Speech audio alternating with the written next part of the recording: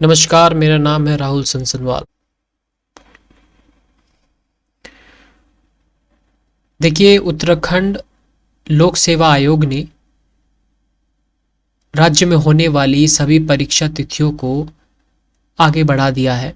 जहाँ तक upper PCS का सवाल है और लोअर पीसीएस का और यूकेएसएससी का सवाल है, तो इन परीक्षाओं की तिथियों को आगे बढ़ा दिया है। और इस तिथियों के आगे बढ़ने से हमें मिल जाता है समय, और समय मिलने से हम पे जो लोग अभी तक तैयारी नहीं कर पाए हैं, जो लोग चीज़ों के बारे में, उत्तराखंड के बारे में नहीं जान पाए हैं, तो वो हमारी उत्तराखंड जीके सीरीज़ के माध्यम से वो सारी जानकारियाँ जुटा सकते हैं बिना किसी कुछ भी पे किए, बिना 1 रुपया दिए।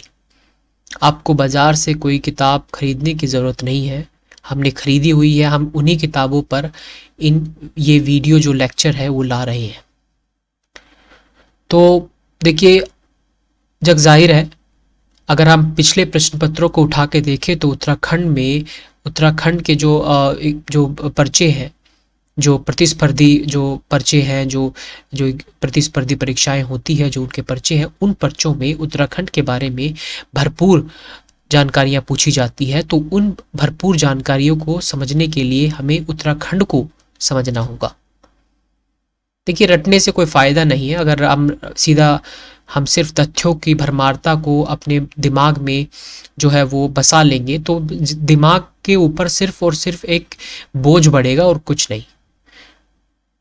अब एक राज्य का एक अध्ययन करते हैं तो राज्य का अध्ययन उस राज्य से जुड़ कर कीजिए। ऐसे मत कीजिए कि इस राज्य में कितने वगैरह वगैरह, लेकिन अच्छी तरीके से कीजिए। ठीक है, तो हम उत्तराखंड जीके सीरीज चला रहे हैं। तो ये हमारा पहला वीडियो है जिसका नाम है उत्तराखंड एक परिचय। चलिए आगे चलते हैं। अगर परिचय की देखिए, उत्तराखंड की बात की जाए तो उत्तराखंड 2 प्रभागों में विभाजित है। चलिए, रटते नहीं है, समझते हैं। 2 प्रभागों में विभाजित है उत्तराखंड। ठीक है, एक तो गढ़वाल प्रभाग और एक है कुमाऊं प्रभाग। ठीक है, गढ़वाल प्रभाग में 7 जिले सम्मिलित हैं: पौड़ी गढ़वाल, टिहरी गढ़वाल, हरिद्वार, देहरादून, उत्तरकाशी, रुद्रप्रयाग और चमोली। ठीक है, 7 जिले, यहां से लेकर यहां तक। ठीक है, और जो कुमाऊं प्रभाग है उसमें 6 जिले हैं: अल्मोड़ा, नैनीताल, उधम सिंह नगर, चंपावत, पिथौरागढ़। ठीक है, ये 6 जिले कुमाऊं जो प्रभाग है उसमें सम्मिलित है। तो देखिए, नाम याद मत रखिए इन सब चीज़ों का। एक बार मानचित्र देख लीजिए, उत्तराखंड का राजनीतिक मानचित्र उठा लीजिए। देखिए, भूगोल को पढ़ने का सबसे अच्छा तरीका है उसका मानचित्र। हम उसको किस तरीके से हम मानचित्र की सहायता से उसे पढ़ सकते हैं। आधा भूगोल हम मानचित्र की सहायता से ही पढ़ सकते हैं और समझ भी सकते हैं। तो जहाँ भी कुछ कुछ भौगोलिक चीज़ें आए, या फिर हमें राज्यों या फिर किसी डिस्ट्रिक्ट के जिलों के नाम या फिर खंडों के नाम अगर हमें याद करनी है, तो हम उसका मानचित्र देख लेंगे और थोड़ा सा मेमोराइज कर लेंगे, और फिर उसके बाद फिर मानचित्र देख लेंगे। इस तरीके से हम उस चीज़ को ज़्यादा देर तक अपने दिमाग में रख सकते हैं। ठीक है, तो देखिए, यही थी। और जो इसमें कुल 13 जिले हैं, 6 कुमाऊं में और 7 गढ़वाल में। गढ़वाल जो है वो पश्चिम की तरफ है और कुमाऊं जो है वो है ईस्ट की, यानी कि पूर्व की तरफ है। ठीक है, अगर बात की जाए उन जिलों में, सबसे ज़्यादा आबादी हरिद्वार में है और सबसे कम जनसंख्या जो है वो है रुद्रप्रयाग में। देखिए, ये रहा जो रुद्रप्रयाग में जो जनसंख्या है वो ये सबसे कम है, और हरिद्वार में सबसे ज़्यादा आबादी है। तो आप कह सकते हैं कि गढ़वाल जो प्रभाग है उसी प्रभाग में सबसे आबादी वाला जिला है, और उसी प्रभाग में सबसे कम आबादी वाला जिला है या कम जनसंख्या वाला जिला है। ठीक है, रुद्रप्रयाग जो कि पश्चिम जो कि पूर्व में पड़ता है गढ़वाल प्रभाग की, गढ़वाल प्रभाग के पूर्व, वैसे तो ये केंद्र में पड़ता है, पूरे केंद्र में ही मान लीजिए आप, केंद्र में पड़ता है, थोड़ा सा इधर है, केंद्र में पड़ता है। तो इस तरीके से हम कह सकते हैं कि भाई हरिद्वार में जो है, हरिद्वार और रुद्रप्रयाग जो कि सबसे ज़्यादा और सबसे कम जनसंख्या वाले जिले हैं, वो गढ़वाल प्रभाग में पड़ते हैं। ठीक है, अब जो है ये है हमारा कुमाऊं रीजन। कुमाऊं रीजन में हम जान चुके हैं 6 जिले हैं। तो ठीक है, और जो कि क्षेत्रफल की दृष्टि से राज्य का सबसे बड़ा जिला जो है वो चमोली है, और सबसे छोटा जिला चंपावत है। ठीक है, ये देखिए सबसे बड़ा जिला जो है वो है चमोली है। देखिए रहा चमोली सबसे बड़ा जिला। ठीक है, सबसे बड़ा जिला, यानी कि गढ़वाल का सबसे आखिरी जिला, यानी कि हम कह सकते हैं कि गढ़वाल जो प्रभाग का सबसे आखिरी जिला है वो चमोली है। ठीक है, और सबसे आखिरी जिला वो चमोली है जो सबसे बड़ा है। ठीक है, और सबसे जो छोटा है वो चंपावत है। ठीक है, ये कुमाऊं प्रभाग का हिस्सा है। ठीक है, और अब देख लेते हैं कि इसमें 45 उप प्रभाग है, 45 उप प्रभाग है, 95 विकास खंड है। ठीक है, और 670 न्याय पंचायत है। थोड़ा समय लगेगा, एक बार ध्यान में देख लो, अपने आप समझ में आ जाएगा क्या है।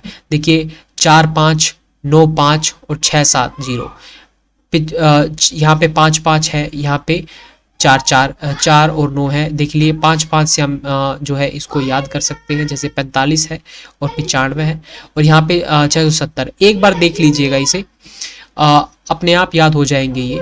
ठीक है, और इसकी कुल जनसंख्या जो है वो है 1,01,16,752।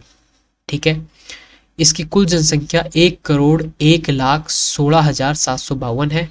इस राज्य की जनसंख्या घनत्व, जो इस राज्य का जो जनसंख्या घनत्व है वो 189 प्रति वर्ग किलोमीटर है। देखिए जिन्हें जनसंख्या घनत्व का नहीं पता, मैं बता दूं कि एक प्रति वर्ग किलोमीटर में कितने लोग रहते हैं। आप सीधा सीधा सब समझिए कि एक प्रति वर्ग किलोमीटर, 1 किलोमीटर के दायरे में जितने लोग रहते हैं, ठीक है, उसको वहां का जनसंख्या घनत्व घोषित कर दिया जाएगा।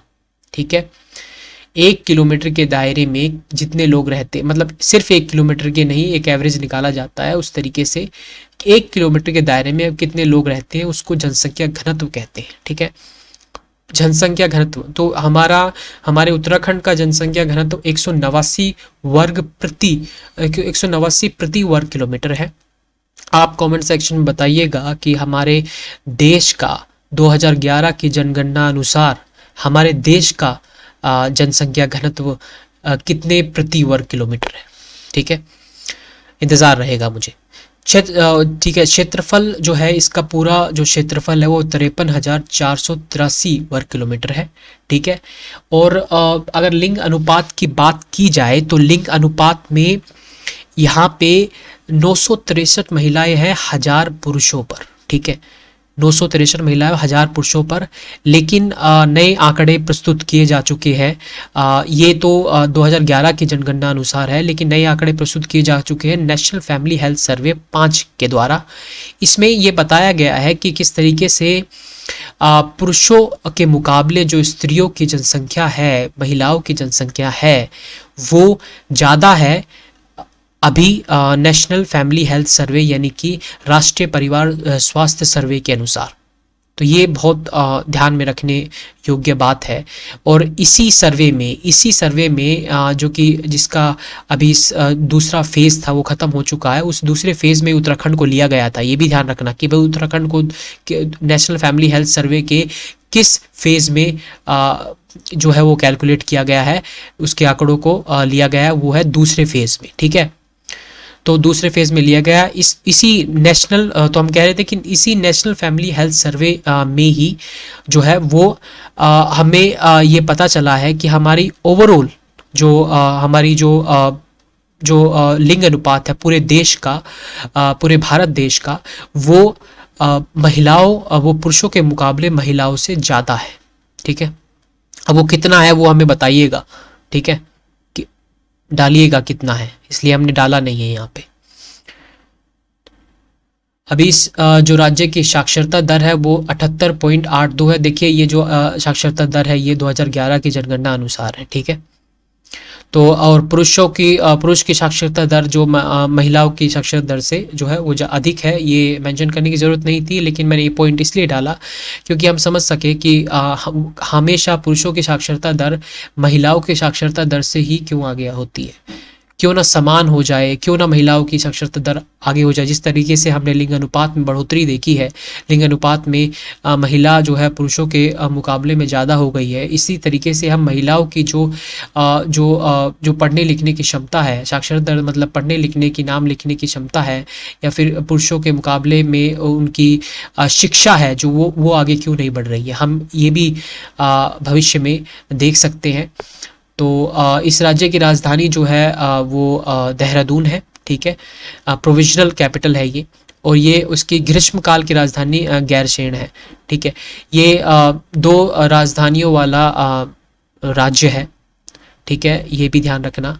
और इसका राजकीय पुष्प बुरांश है, पक्षी मोनाल है, और पशु कस्तूरी मृग है। आपको इसको तस्वीरों के सहारे जो है मैं आपको दिखा देता हूँ। ये देखिए, ये जो है ये कस्तूरी मृग है, ठीक है, कस्तूरी मृग है। और ये है मोनाल जो कि राजकीय पक्षु है, सॉरी पक्षी है।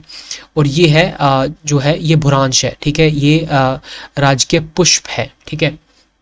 तो ये जो देखिए कस्तूरी मृग के बारे में, जहाँ से कस्तूरी निकलता है, जिस मृग से कस्तूरी, जिस मृग में के एब्डोमेन में कस्तूरी पाया जाता है, वो कस्तूरी देखिए वो मृग अलग होता है, और सिर्फ मेल यानी कि जो नर आप कह लीजिए जो नर पशु है, नर हिरण है, नर कस्तूरी हिरण है, उसी में पाया जाता है ये। इसकी एक गुण होता है कि उसकी जो पूंछ होती है उस पे बाल नहीं होते हैं, तो जो लेकिन ये दिखने में समान से होते हैं, इसीलिए। और देखिए इनकी जनसंख्या कम हो चुकी है, ये खतरे वाले जो है वो खतरे जो थ्रेटेंड स्पीसीज़ में, इंडेंजर्ड स्पीसीज़ में आ चुके हैं ये। तो ये चीज़ें हो रही हैं, और ये हमें जो चीज़ें जो लोग करते हैं इसके सिर्फ और सिर्फ एक उस कस्तूरी के लिए इसको स्लॉटर करते हैं, इसको मारते हैं। तो ये सब चीज़ें बंद होनी चाहिए। लेकिन और जो ये मृग है ये सबसे ज़्यादा मारा जाता है चाइना में, ठीक है, चाइना में, चीन में सबसे ज़्यादा इसकी हत्या, इसको स्लॉटर किया जाता है। चलिए, इसकी सबसे ऊंची चोटी जो है वो नंदा देवी है। नंदा देवी इसकी सबसे ऊंची चोटी है, 7871 मीटर है, ठीक है। सबसे लंबी काली नामक नदी है, ठीक है। इसकी आधिकारिक भाषा ये जो है ना, ये ध्यान में रखना, इसकी आधिकारिक भाषा जो है वो हिंदी है, अंग्रेजी है और संस्कृत है। संस्कृत को 2010 में सम्मिलित किया है इसकी आधिकारिक भाषा के रूप में। यहाँ की मुख्य बोलियाँ कुमानी है, गढ़वाली है, जौनसारी है, ठीक है।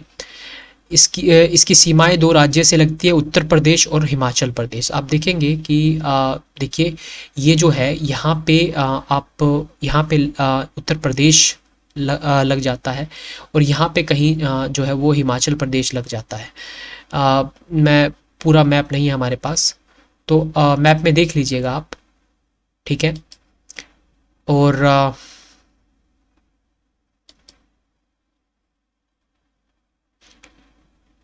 ये